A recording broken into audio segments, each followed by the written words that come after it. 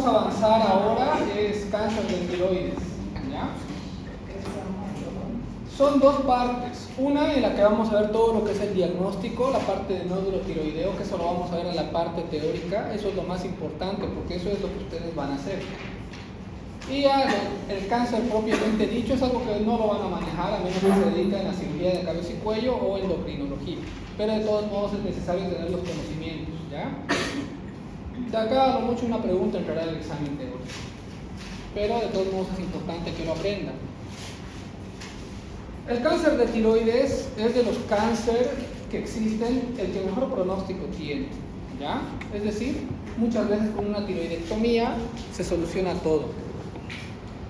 Es la neoplasia endocrinológica más frecuente, es un 2% de todos los casos aproximadamente. A ver, un ratito, déjenme ver.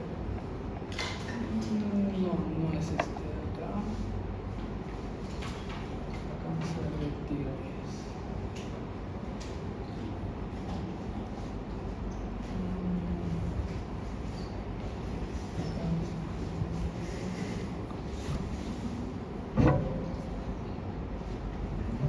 Este de acá.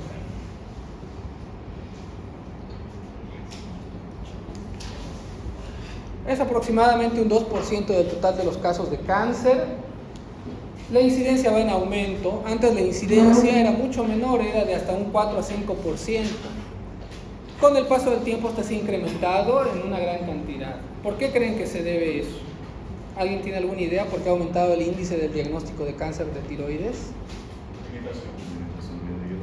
Son muchas cosas que pueden ver, ¿ya? Pero el principal es que tenemos la ecografía. Antes no existía ecografía. Entonces, para detectar un nódulo únicamente era con la palpación. Si no lo detectabas así, nadie lo estudiaba los nódulos. Pero ahora ya con el advenimiento de la ecografía, entonces se diagnostica mucho mayor cantidad de pacientes con cáncer de tiroides. Al igual que casi todas las enfermedades, es más frecuente en las mujeres. Del total, 2/3 son mujeres y 1/3 son varones. Y el promedio de edad está de 47 años. ¿Qué factores de riesgo tenemos? Tenemos diversos factores de riesgo, dentro de los cuales tenemos radiación, tenemos antecedentes familiares, las personas que tienen padre, hermanos, que tienen cáncer de tiroides, tienen mayor chance de tener cáncer de tiroides, sexo femenino, y esto es algo muy controvertido, el tema de las dietas, si es aumentada o disminuida, ¿ya? ¿Cómo se clasifica el cáncer de tiroides? Tenemos varios tipos de cáncer de tiroides. Esta puede afectar a la parte epitelial de la célula, puede afectar un linfoma, muchas veces puede ser una metástasis de otro tipo de cáncer, de otro órgano que metastizó en la parte de tiroides, otros tipos de cáncer o algunos que no se pueden clasificar, ¿ya? Lo que vamos a hablar el día de hoy es del epitelial, que es el más frecuente. Son 4 tipos. El carcinoma papilar, que es un 80% de los casos, es el más común de todos, como pueden ver ahí, y por suerte y por fortuna es el que tiene mejor pronóstico de todos. El folicular, que es un 10% de todos los casos de tiroides, medular un 5% y el anaplásico un 5%, que es el que tiene peor pronóstico y una alta mortalidad, ¿ya? Y acá son las células que generalmente vamos a ver en el microscopio. El papilar generalmente se presenta con células altas, columnares, que eso ya lo han visto en histología. El folicular, generalmente células claras. El medular tiene un fuerte componente familiar, es decir, si alguna vez diagnostican a alguien con cáncer medular, hay que investigar a toda la familia. Y el anaplásico, células fusadas y células estrelladas. Nuevamente acá están los tipos. Esta parte de acá son las derivadas de las células foliculares. Carcinoma papilar es el más frecuente, nunca olviden eso, el papilar es el más frecuente, un 80%, folicular es el segundo más frecuente. Estos de acá juntos se llaman carcinoma diferenciado de tiroides. ¿Por qué? Porque tienen unas características específicas en la histología. Y este de acá, que es carcinoma anaplásico, es el de peor pronóstico, el más agresivo. Tenemos también células que no afectan a las células foliculares, sino a las células perifoliculares, a las células de tipo C. Estas de acá es el carcinoma medular de tiroides. Y sus marcadores tumorales son la calcitonina, ¿ya? un 20% de estos tienen un patrón familiar, por eso es que tenemos que investigar en toda la familia. Y acá tenemos otros tipos. Nuevamente acá los porcentajes, más frecuente es el papilar. Vamos a hablar primeramente de ese que es el más frecuente. Es el más frecuente, es el que mejor pronóstico de todos tiene. Y acá algo importante, ustedes saben que en todos los cánceres que existen tienen marcadores tumorales, ¿no? Es decir, un cáncer de útero, por ejemplo, libera cierta sustancia que si nosotros medimos esa sustancia, sospechamos que está ese cáncer ahí, son marcadores tumorales. En el caso del carcinoma papilar, el marcador va a ser la tiroglobulina. ¿Por qué? Porque si se acuerdan de la primera clase en la que revisamos anatomía de la tiroides, ¿en qué órgano se produce tiroglobulina en todo el cuerpo? Es en la tiroides, ¿ya? Entonces, si nosotros tenemos tiroglobulina en la tiroides y después de eso nosotros operamos un paciente, le quitamos la tiroides, ya no tendría por qué tener más tiroglobulina, ¿no ve? A menos que haya un resto de un cáncer. Y si después de una cirugía nosotros medimos tiroglobulina y esta está positiva, significa que no hemos erradicado todo el tumor, porque la tiroglobulina solo se produce en la tiroides, ¿ya? Entonces su marcador es la tiroglobulina, ¿ya?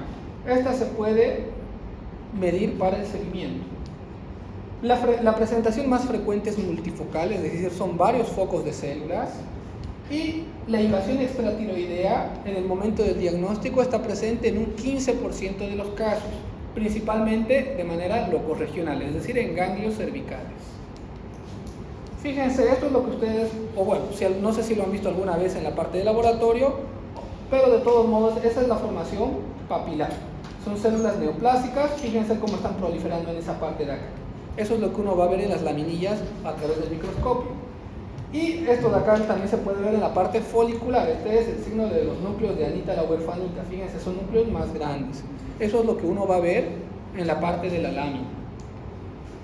En cuanto a las manifestaciones clínicas, el cáncer de tiroides al inicio es asintomático. El paciente no presenta ningún síntoma y muchas veces es por un nódulo que ellos perciben o le hacen por ejemplo, hoy día tuve un paciente que por una neumonía le hicieron una tomografía de tórax y en la tomografía se detectó que tenía un nódulo. ¿Por qué? Porque marcó hasta tiroides. ¿Cómo se llamaría eso? Eso ya lo hemos visto en la parte de adenopófisis. Cuando encuentras un nódulo que no estabas buscando. Es un incidentaloma. Hoy vi un incidentaloma tiroideo, ¿ya? Entonces muchos de los diagnósticos son así, son por pacientes que se hicieron análisis por otras cosas y se les ve ahí. O pacientes que se les hace ecografía abdominal y de curioso el ecografista les hace una ecografía de tiroides y detectan nódulos, ¿ya? Entonces la mayoría de las veces es asintomático. Es un nódulo palpable muchas veces. Muchas veces también se la puede detectar por adenopatías. El paciente se da cuenta que tiene nuevas bolitas en el cuello, uno palpa y son adenopatías. Eso sucede en el 15% de los casos. Muchas veces los síntomas van a derivar de las metástasis a distancia. Si hay metástasis a nivel pulmonar, puede tener hemoptisis, tos y demás. Y locales. Si hay un tumor en la tiroides y este invade estructuras adyacentes, ¿cuáles va a invadir? Va a invadir el esófago y la tráquea. Y por ende nos puede dar síntomas de esa índole. Disfonía por invasión de las cuerdas vocales, disfagia por una invasión al esófago o disnea por invasión a las vías aéreas, ¿ya? ¿Cómo se hace el diagnóstico? El diagnóstico se lo hace a través de la PAF. PAF significa punción, aspiración con aguja fina, es decir, una biopsia, ¿ya? Antes de eso, obviamente, vamos a solicitar ciertos laboratorios que vamos a ver en la clase teórica.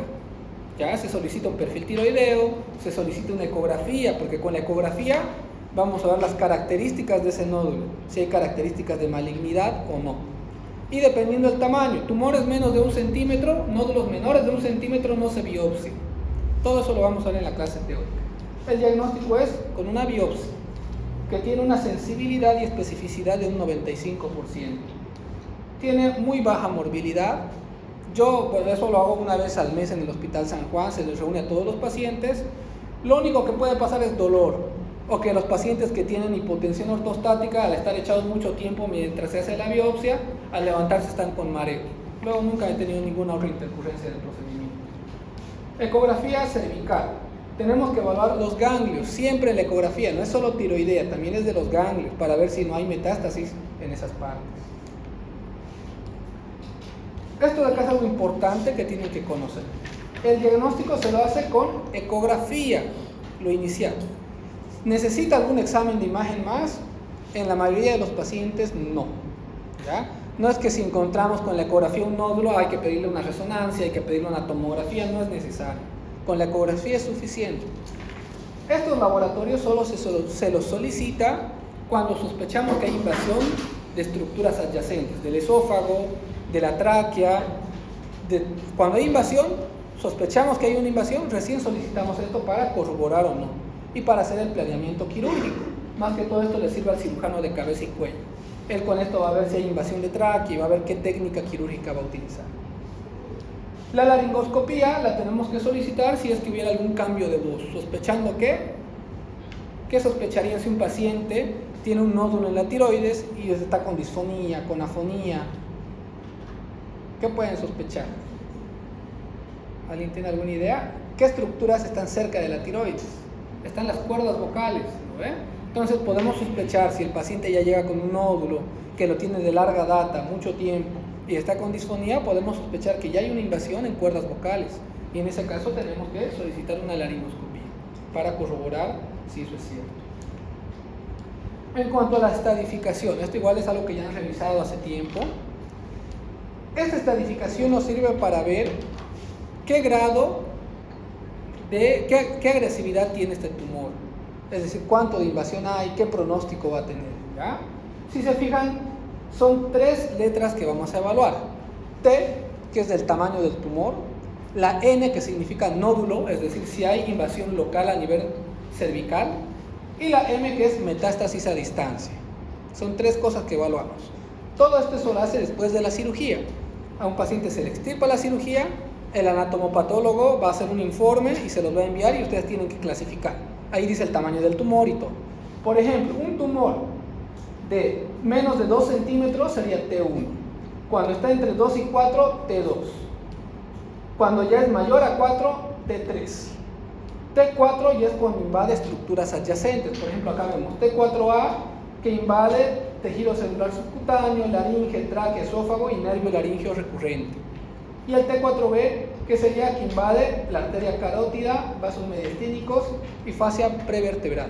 En esos casos, muchas veces ya es tarde si hay invasión de la carótida. ¿Por qué? Porque no le van a sacar la carótida. Si el cáncer ya llegó hasta ahí, no se puede hacer nada. ¿Ya? La N, sin evidencia de metástasis. Es que en todos los ganglios que se estudiaron no hay cáncer. N1, cuando estos se encuentran en el nivel 6. ¿Ya? 1B, unilateral o bilateral y en la parte de mediastino superior. Y NX, que no fueron evaluados en la cirugía. Y la M, M0 significa que no hay metástasis a distancia, M1 que hay metástasis a distancia y MX que no se ha valorado esa parte. Entonces con estos datos nosotros vamos a hacer una estadificación, que es la siguiente. Este estadio de acá. Y de acuerdo a este estadio de acá, vamos a hacer el seguimiento del paciente. Y esto nos va a dar el riesgo que tiene de que vuelva a aparecer un tumor. ¿Ya?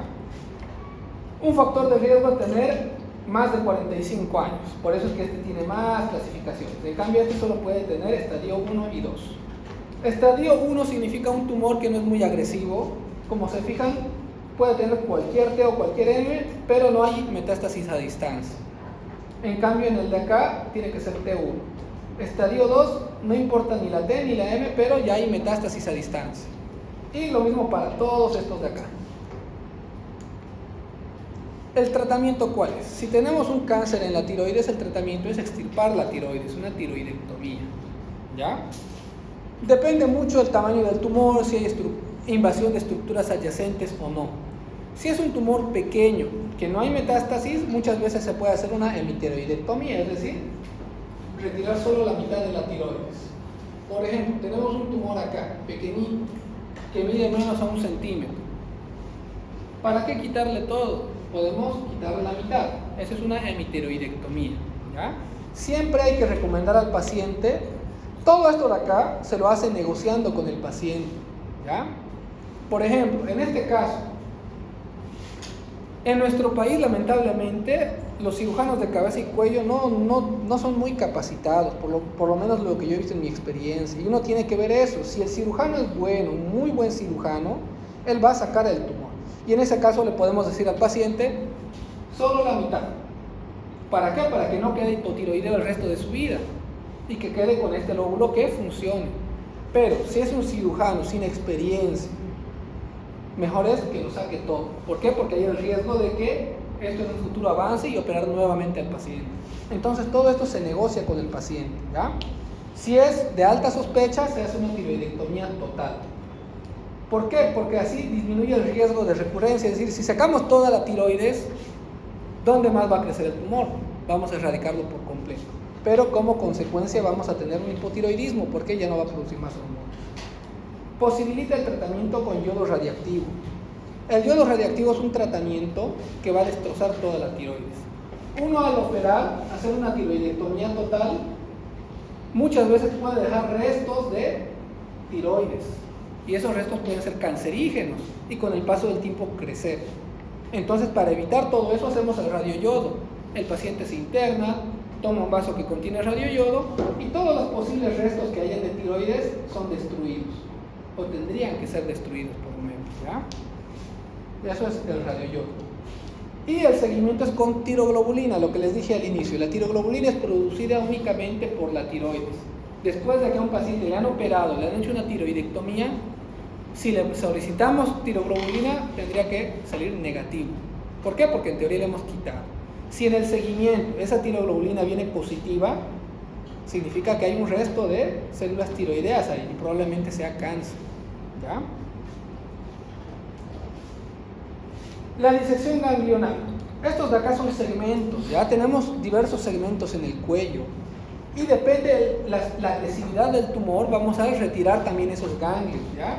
La disección ganglionar, generalmente estas son evidentes en la ecografía. En la misma ecografía dice tiene ganglios en el segmento 6 con sospecha de cáncer y muchas veces también tenemos que biopsiar los ganglios, ¿ya? Siempre que vamos a hacer una resección tenemos que hacer una resección central, es decir, del grupo 6. ¿Qué son estos dos segmentos? Fíjense, este es el segmento 1A, 1B, 2A, 2B, 3, 4, la parte posterior 5 y la parte central es el segmento 6. En todas esas partes tenemos ganglios. Eso uno lo tiene así para no confundirse, para no decir tiene ganglios sospechosos. Uno dice en el compartimento 6 y uno ya sabe que es en esta parte.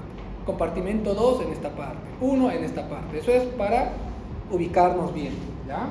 Y tener registro. En la cirugía no te van a... ¿Cómo te podrían describir si no? El cirujano te pone, paciente presente, se retiran ganglios del segmento 6, del segmento 1. Y bueno, el tratamiento con yodo radioactivo. Después de la cirugía, cuando hacemos una tiroidectomía total, para destruir los probables vestigios que queden de tiroides, vamos a hacer tratamiento con yodo radioactivo. Pero este se lo hace 4 semanas después de la cirugía, ¿ya? No es que se lo opera y ese rato se hace radioyodo. ¿Por qué? Porque tenemos que esperar que su TSH esté mayor a 30, ¿ya? Ya hemos visto hipotiroidismo. Hemos visto que hay primario, secundario y demás, ¿no? Acá tenemos la hipófisis que produce TSH y acá la T4 libre. Si nosotros somos una persona que tiene un tumor, tiene cáncer de tiroides, vamos a operarlo, vamos a retirar toda la tiroides. ¿Cómo va a responder la TSH? Ya han dado examen y todo. Va a aumentar, ¿no? Porque ella va a entender de que no hay hormonas tiroideas. Entonces va a tratar de estimular a pesar de que ya no hay una tiroides. Entonces la TSH va a aumentar. Y con el paso del tiempo, más adelante lo vamos a ver, ustedes se van a dar cuenta que uno de los objetivos del tratamiento, después de la cirugía, después del radioyodo, es suprimir esta TSH, es decir, disminuirla. ¿Por qué? Porque si no la disminuimos y hubiera un probable resto de cáncer, esta al aumentar va a estimular a que esta crezca, a que el cáncer crezca. Por eso el objetivo es suprimir esa TSH, disminuir lo más que se pueda, ¿ya? Entonces, vamos a hacer eso. Y acá, lo que les dije, la tiroglobulina es el marcador de seguimiento. Después de la cirugía, el seguimiento se lo hace con tiroglobulina y ecografía. Si en la ecografía no hay nada y la tiroglobulina está negativa, podemos estar tranquilos de que no hay una remisión del cáncer. Pero si hay tiroglobulina positiva, imágenes sospechosas en ecografía, significa que probablemente el cáncer no ha sido erradicado en su totalidad. El tratamiento con levotiroxina. Este se lo va a administrar después del tercer día de tratamiento con radioyodo. ¿Por qué? Porque ese paciente va a quedar con un hipotiroidismo, ¿no ve? Si le van a quitar la tiroides, no va a tener hormonas, entonces tenemos que reponer esas hormonas. ¿Se acuerdan la dosis de Leutirox? Dosis de tratamiento. ¿Alguien? ¿Nadie? 1.6 microgramos por kilogramo de peso. Ya les he enviado por si acaso a su grupo los temas, incluso artículos les envié si quieren para que lo lean. Este es el objetivo, suprimir la TSH a menos de 0,1, por ese motivo que les dije, porque si esa TSH está aumentada, va a ir a estimular a células que probablemente sean cancerígenas, si es que queda resto de células. Y la radioterapia solo se utiliza cuando se hizo cirugía, sigue el tumor, se hizo radioyodoterapia, sigue el tumor. En esos casos lo único que podemos hacer es ya radioterapia. Y en los tumores irresecables, es decir, en los tumores que han invadido carótida, no le pueden sacar la carótida. En esos casos, radioterapia. El seguimiento se lo hace con tiroglobulina, con radioyodo, con ecografía. Es eso lo que le vamos a pedir al paciente periódicamente para ver que no haya vuelto el tumor. El tratamiento de las metástasis regionales igual es quirúrgico. Si hay invasión de esófago, se resecciona una parte del esófago.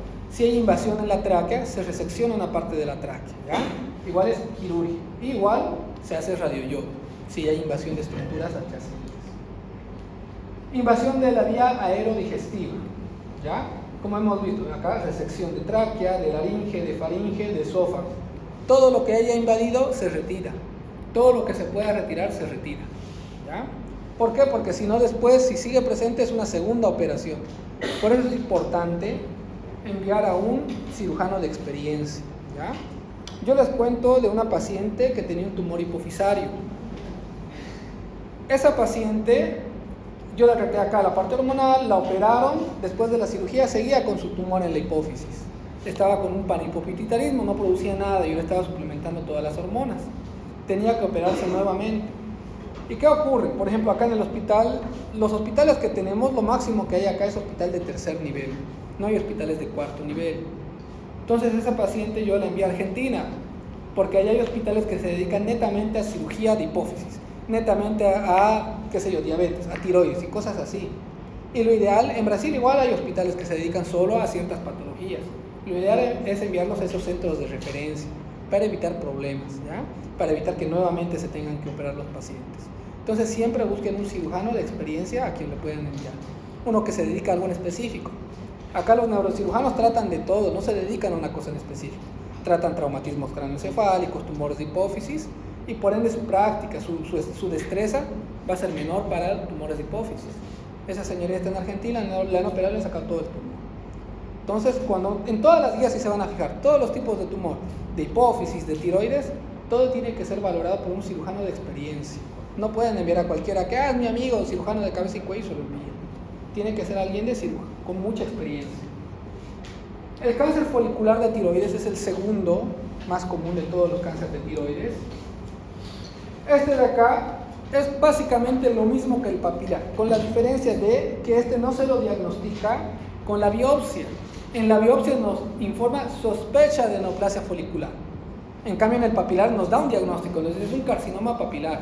Acá te dice sospecha, es decir, con esto no se diagnostica con la biopsia. La biopsia nos da una sospecha. La única manera de diagnosticarlo es con un estudio histológico, es decir, después de la tiroidectomía. Con la anatomía patológica podemos llegar al diagnóstico, ¿ya? Las metástasis en este caso son más frecuentes que en el papilar y estas generalmente son locales a nivel cervical. 15 a 27% de los pacientes presentan metástasis al momento del diagnóstico. Y las metástasis fuera de la parte cervical, los más comunes son a pulmón y a hueso. Acá están lo que ustedes van a ver en las láminas. Este es un adenoma folicular. Esto es benigno, es un adenoma. Fíjense, solo hay una hiperplasia de estas células, nada más. En cambio, acá en el carcinoma folicular, Fíjense, esta de acá es la cápsula, está íntegra. En cambio acá, fíjense, la cápsula está en esta parte, ya está invadida por el tumor. Carcinoma folicular, que ya ha hecho una invasión capsular.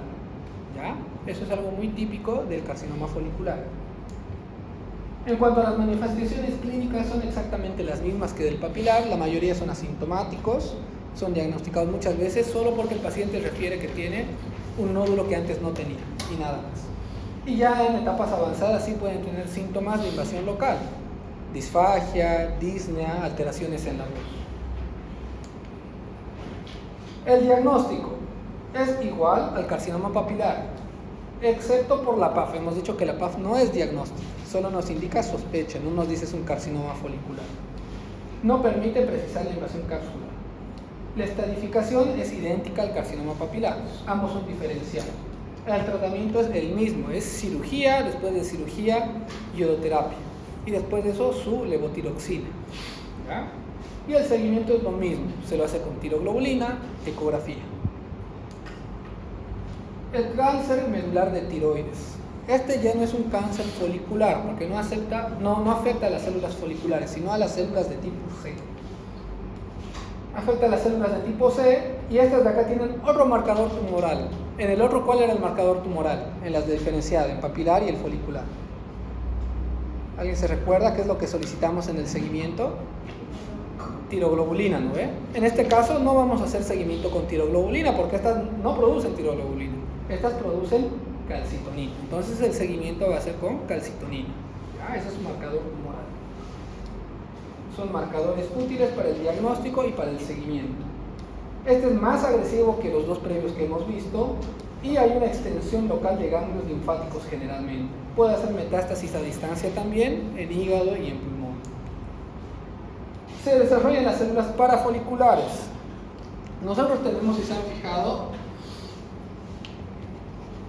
si han repasado algo de histología o si se acuerdan de la primera clase donde había imágenes, las células foliculares son así.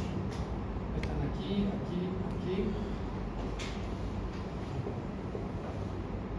Y este es coloide. Y todo esto es un folículo tiroideo. Las parafoliculares se encuentran acá, en medio de estas, son más pequeñitas. ¿Ya? Entonces el cáncer es de esas células en este tipo, el cáncer medular. Son parafoliculares. Fíjense, del 100%, un 75% de estos van a aparecer de manera esporádica, es decir, de manera aislada. Simplemente va a ser un cáncer de tiroides medular y nada más. Pero en 25% de los casos hay una asociación con síndromes familiares. ¿Cómo cuáles? Tenemos la neoplasia endocrino múltiple de tipo 2, que esta va a ser junto a una carcinoma medular de tiroides más un feocromocitoma más un hiperparatiroidismo. Son las tres que se presentan al mismo tiempo. La tipo 2B, que va a ser lo mismo más neurofibromatosis. ¿Ya? Y el carcinoma medular de tiroides familiar. Entonces siempre tener en cuenta, si un paciente, ustedes logran diagnosticar este tipo de cáncer, tiene que ser evaluada toda la familia, ¿ya? Porque hay un alto componente familiar. En cuanto a las manifestaciones clínicas de la esporádica, generalmente ocurren a la quinta, sexta década de vida, es esporádico, y familiar es multifocal y bilateral, afecta a ambos lóbulos. Todos los pacientes que tienen un carcinoma medular de tiroides tienen que ser sujetos a un estudio genético para la valoración de mutaciones en el gen RET y toda su familia, para ver, por ejemplo, ustedes, si tuvieran a alguien con carcinoma medular de tiroides, tendrían que hacerle un análisis genético, porque probablemente ustedes lo tengan, y antes de que el cáncer se desarrolle, poder prevenir y hacer algo. ¿Ya? Estas mutaciones se deben investigar en todos los miembros de la familia. En cuanto a las manifestaciones clínicas, el compromiso ganglionar, es decir, de los linfáticos regionales, ocurre en un 50-70% cuando el tumor es mayor de 1 centímetro.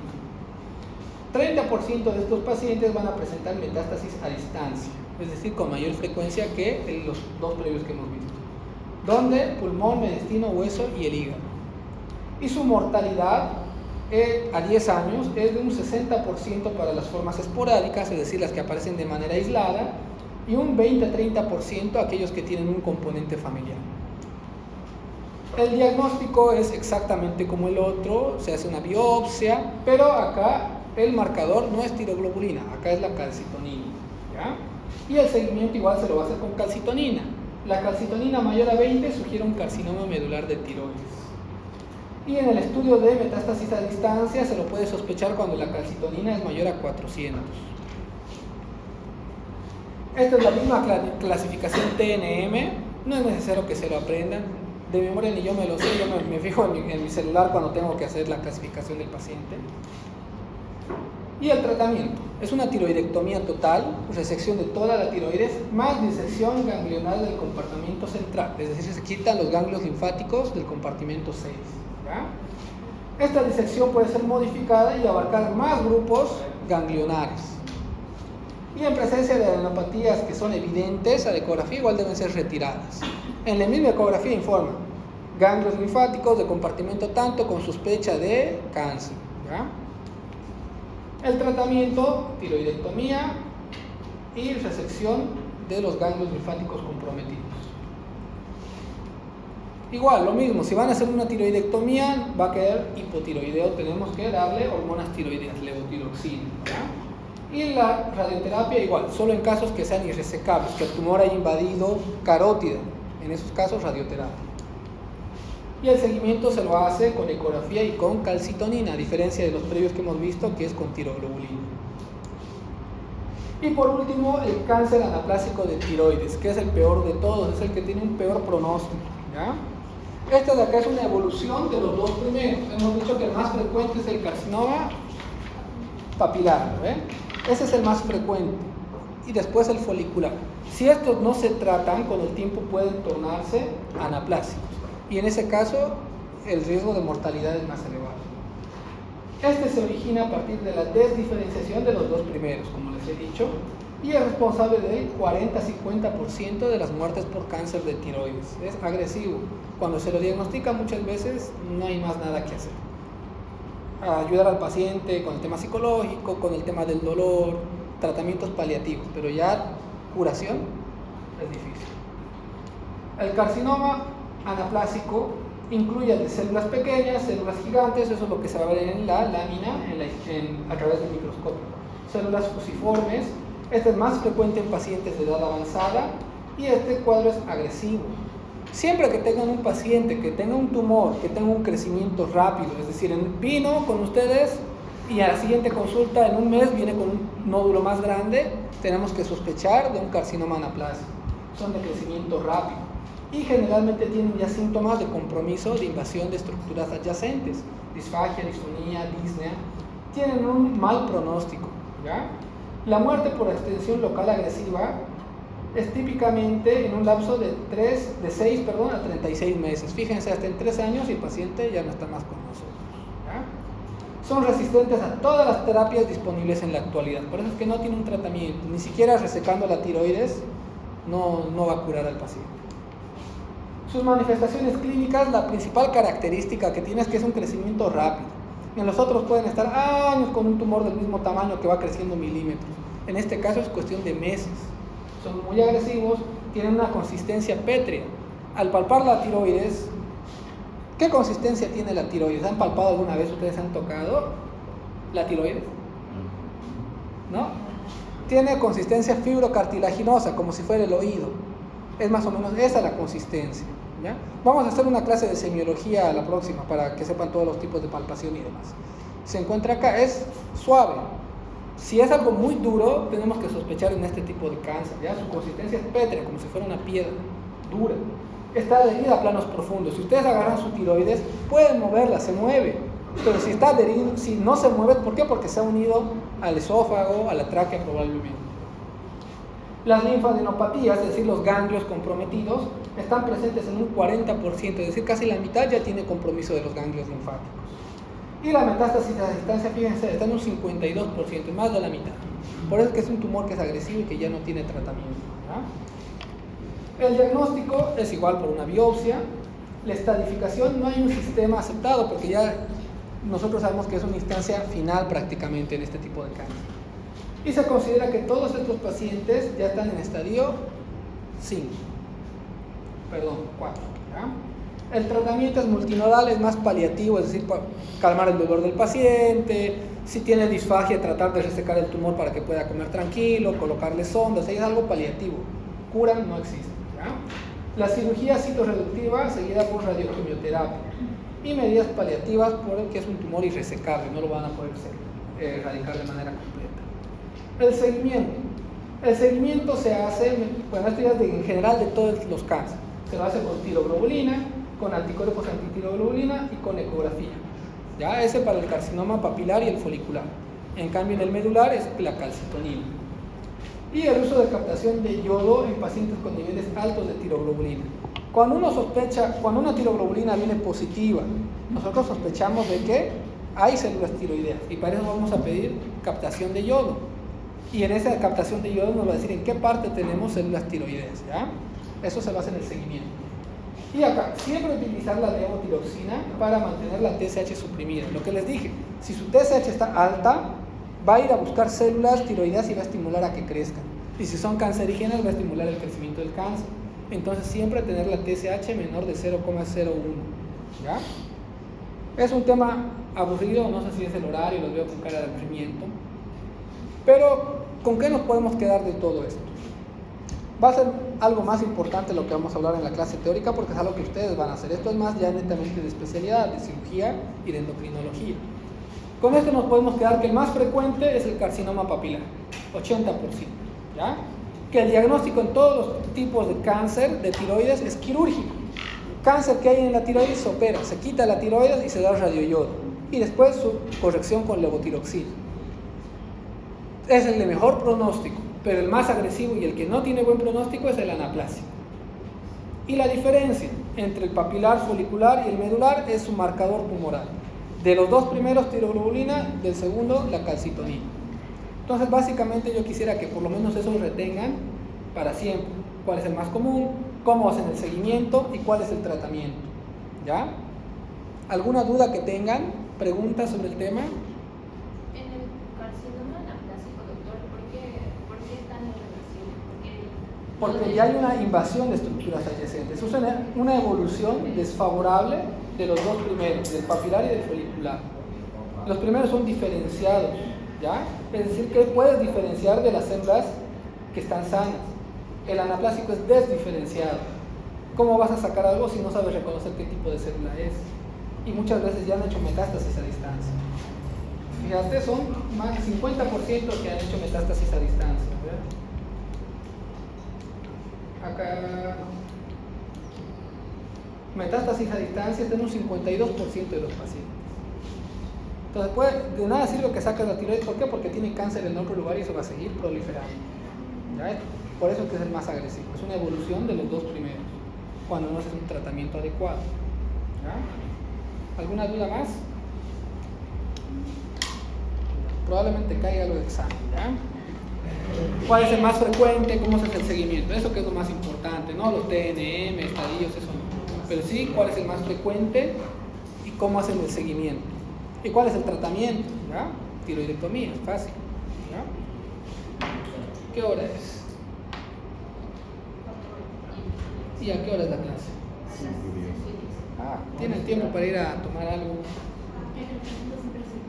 El tratamiento siempre es quirúrgico en cáncer de tiroides.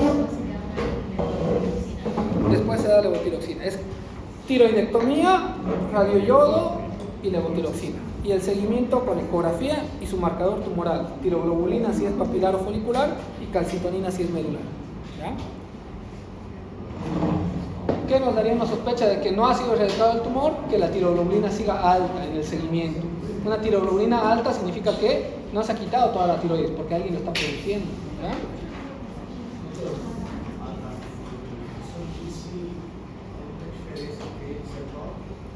La diferencia... tenemos los carcinomas diferenciados, dentro del cual forman parte el papilar y el folicular. De esos, su marcador tumoral es la tiroglobulina. Del medular es la calcitonina. Esa es la diferencia entre esos dos, ¿ya?